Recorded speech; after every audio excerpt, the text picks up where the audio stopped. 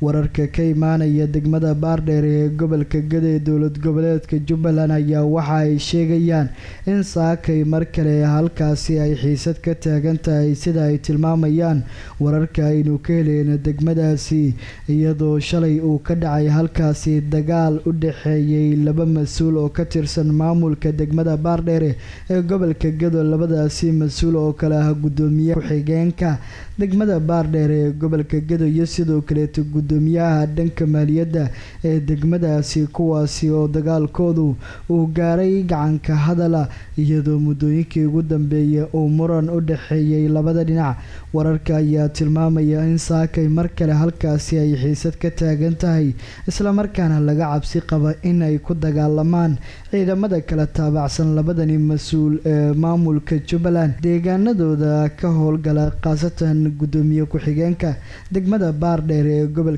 Gado iyo sidoo kale gudoomiyaha maaliyadda degmadaasi labada mas'uul ayaana ciidamo kala taabacsan shalay ay ku dagaalameen gudaha degmada iyadoona hadda wararka ay sheegayaan in mar kale laga cabsi qabo in saakay ay ku dagaalamaan ciidamada kala taabacsan labadani mas'uul gudaha degmada Baardheer ee gobolka Gado xogaha ayaa tilmaamaya in gudoomiye ku-xigeenka maamulka degmada Baardheer ee gobolka Gado uu weerar ku qaaday shalay gudoomiyaha maaliyadda ee degmadaasi halkaasina uu ka dhashay dagaal gacanka hadal ah iyadoo ay risaas saacado kooban socotay ay ka dhacday gudaha xarunta degmada waxayna wararku ay sheegayaan in murankani uu salka ku hayo khilaafaadyo kala gedisan oo soo kala dhexgalay labada mas'uul kuwaasi oo la xiriira hab maamulka degmada Baardheer ee gobolka Gado dowladda federaalka Soomaaliya ayaana dusha laga saaray arintani iyadoo mas'uuliyiin kala gedisan ay dowladda ku eedeeyeen in arintani iyadoo ay qayb ka tahay maadaama dowladda aysan qaadin kaalinteeda isla markaana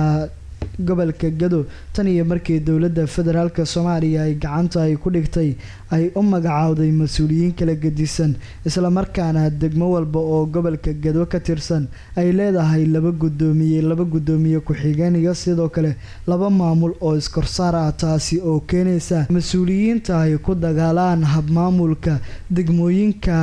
dowlad goboleedka Jubbaland